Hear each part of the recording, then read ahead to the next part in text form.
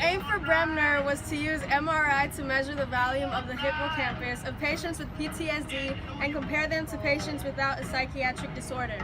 The way they did this is they used magnetic resonance imaging, also known as MRI, to measure the volume of the hippocampus in 26 Vietnam combat veterans with PTSD and 22 comparison subjects that were selected to be similar to the patients in sex, age, race, years of education, socioeconomic status, body size, and years of alcohol abuse. The results of the study was that they found that PTSD patients had an 8% smaller right hippocampal volume than the comparative subjects. However, there was no difference in the volume of their brain regions, such as the caudate or temporal lobe. They also found that the smaller hippocampal volume was associated with deficits in short-term memory. So the way this study relates to the IB objective, which is discuss effects of the environment on physiological processes, is that it demonstrates that being in an environment that is violent, stressful, and intense can lead to your hippocampal volume to reduce, which affects your short-term memory because smaller hippocampal volumes cause short-term memory deficits.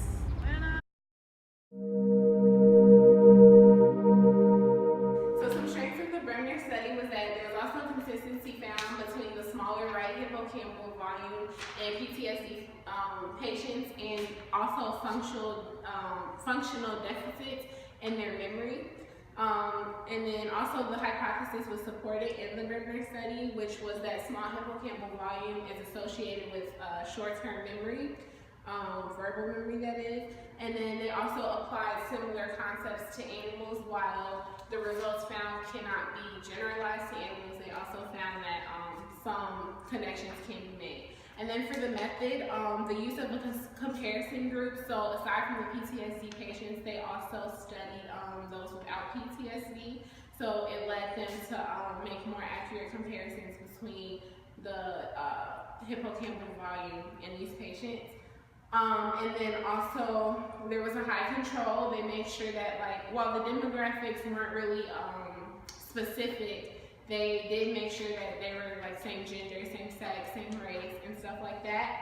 And then they also used the MRI and neuroimaging, which helps read they helped read the hippocampal volume more accurately and more precisely.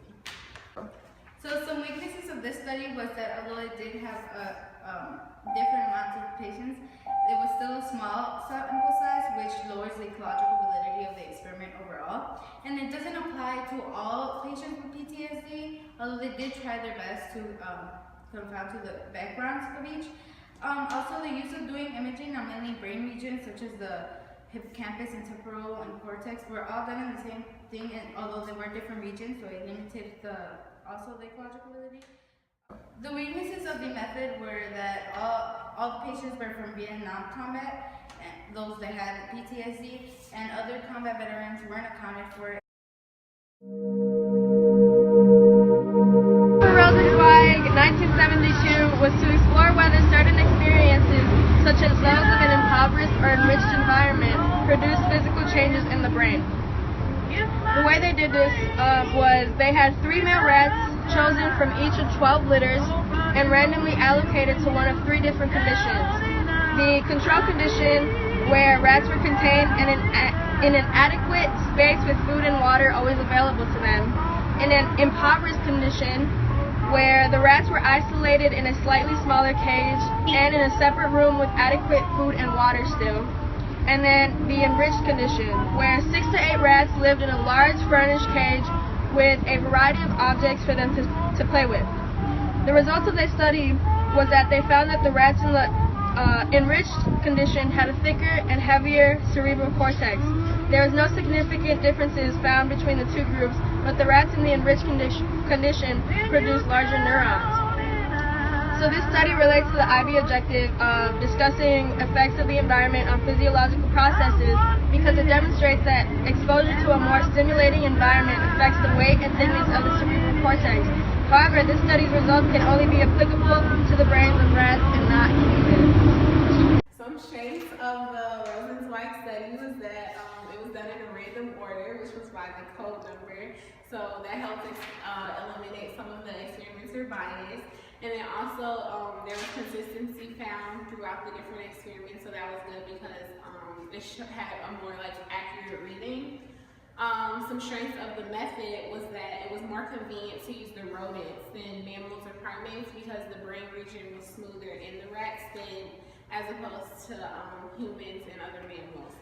And also, it's not really relevant, but they say rats were less expensive, so they were able to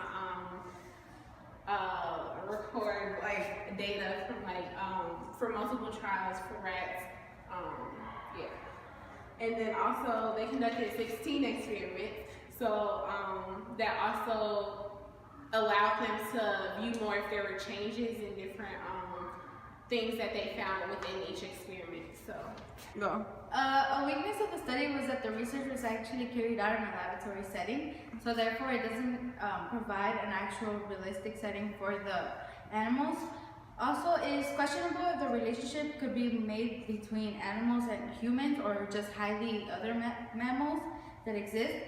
Also, because the research that was done was the first time ever, it's not supported by previous researchers. Another thing was that there's a confounding variable that exists that they have reduced brain changes, and they were handling the stress. So, for example, when the experimenter would hold the rats, that could have caused stress and therefore led to the results that they accounted for. But also there was a small sample size for the rodents, and findings cannot be generalized to all rodents because it is provided that the rats that exist in a realistic environment have carried out different things than the ones that were tested.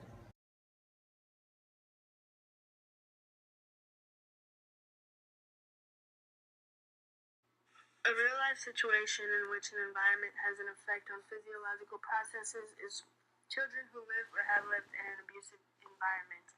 So, for example, children who are bullied can have an effect on their physiology and or behavior.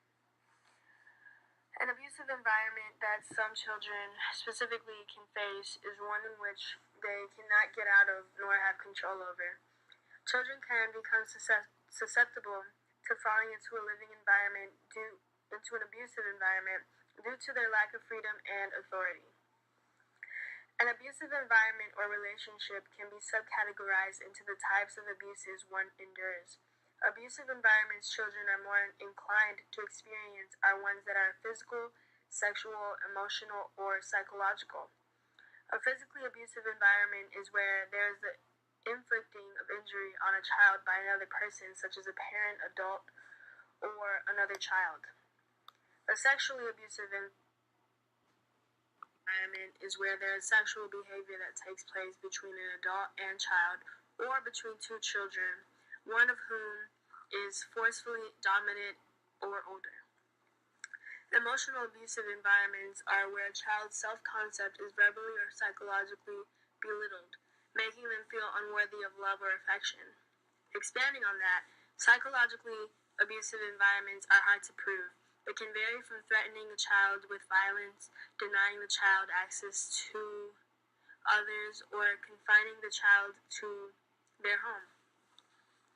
Children who have endured abusive environments can exhibit changes in their physiology as well as their behavior. When it comes to domestic violence, there's a couple brain regions that are affected.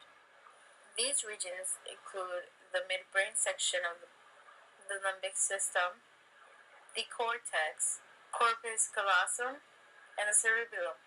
So the midbrain is basically the go-to point for our visual and auditory messages. In children who experience domestic violence, this specific region becomes undeveloped as they go through life, and therefore could suffer getting distracted very easily or not paying attention at all. These kids are easily susceptible to ADHD or PTSD, which we have read about. The limbic system, which includes the hypothalamus, hippocampus, and the amygdala, is all the center for emotions and such as fear, anger, pleasure, and others. And apart from this, it is also in charge of our memory. And kids who go through this type of violence do release a lot of anger and also can have a hippocampal atrophy. Now, the cortex is in charge of executive functions and understandings that our brain gets. The prefrontal cortex specifically has a role in our behavior and the way we act in matureness. This includes our intention, motivation, and the way we express ourselves. Now, kids that go through domestic violence actually run into trouble with this region and have it been shown that they have an increase of gray matter as they grow up and tend to show little emotion overall. Victims also suffer of a decrease in volume in their corpus callosum, where basically our brain communicates from the left side to the right. And finally, the cerebellum. This part of our brain is involved in emotion, cognitive development, and our balance.